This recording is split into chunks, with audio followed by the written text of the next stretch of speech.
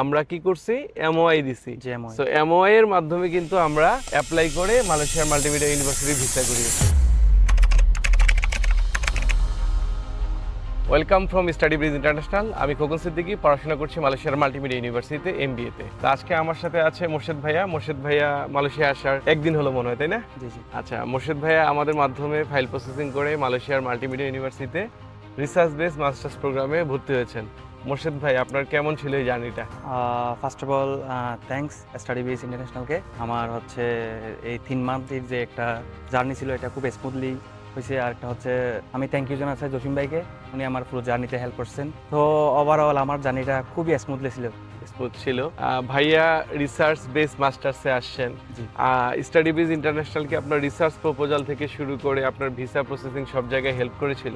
Yes, আমার হচ্ছে একদম ইচ এন্ড এভরিথিং ওনারাই হেল্প করছে। আমার হচ্ছে পাসপোর্ট একটু ভুল ছিল, ওইটা হচ্ছে আবার কারেকশন করা, তারপর হচ্ছে আমার রিসার্চ প্রপোজাল, আমার অফার লেটার, আমার ভিসা, ইচ এন্ড এভরিথিং আমি একটা ভালো একটা জার্নি হয়েছে আর কি। আচ্ছা, আপনি মালয়েশিয়া আসার পর আপনার মেডিকেল, ভার্সিটিতে pick up, airport pick up, এই সাপোর্টগুলো কি আপনি পাইছেন?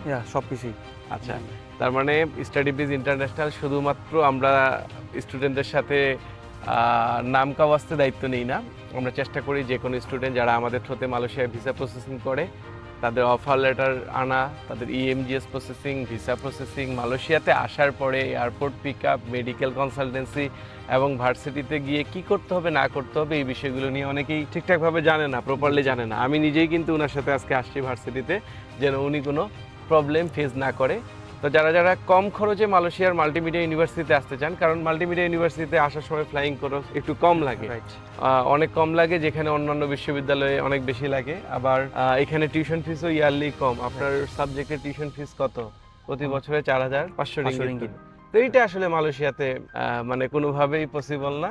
এবং আরেকটা বিষয় হলো আপনার ভার্সিটির র্যাঙ্কিং আপনি জানেন তো, খুব ভালো র্যাঙ্কিং মাল্টিমিডিয়া ইউনিভার্সিটি, এবং ক্যাম্পাসও কিন্তু অনেক বড় ক্যাম্পাস, চমৎকার এনভায়রনমেন্টটা যথেষ্ট ভালো। এনভায়রনমেন্ট ভালো। বাংলাদেশে কোথায় পড়াশোনা করছেন? আমি হচ্ছে চট্টগ্রাম কলেজ থেকে চট্টগ্রাম কলেজে পড়াশোনা অনার্স করছেন। কমপ্লিট করছি। তার মানে যারা যারা ন্যাশনাল ইউনিভার্সিটিতে পড়াশোনা করতেছে তারাও কিন্তু মালয়েশিয়াতে উচ্চশিক্ষার জন্য আসতে পারবে। এবং যাদের আইএলস নাই, আপনার আইএলস এর রেজাল্ট ছাড়া, আইএলস এর রেজাল্ট আমরা সাবমিট করি নাই, আমরা কি করছি, এমওআই দিছি।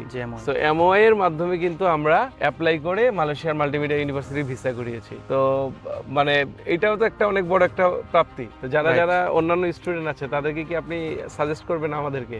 হ্যাঁ, আমি অবশ্যই বলবো যারা আসলে উচ্চশিক্ষার জন্য মালয়েশিয়া আসতেছেন, আপনারা স্টাডি বেস ইন্টারন্যাশনাল এবং বাইরে আছে, বাইরের সাথে আপনারা কন্ট্যাক্ট করতে পারেন। আশা করি একটা ভালো ফিডব্যাক আপনারা পাবেন। থ্যাংক ইউ ভাই, থ্যাংক ইউ সো মাচ। আপনাদের মালয়েশিয়ার উচ্চযাত্রার স্বপ্ন সার্থক হোক স্টাডি ব্রিজ ইন্টারন্যাশনালের মাধ্যমেই।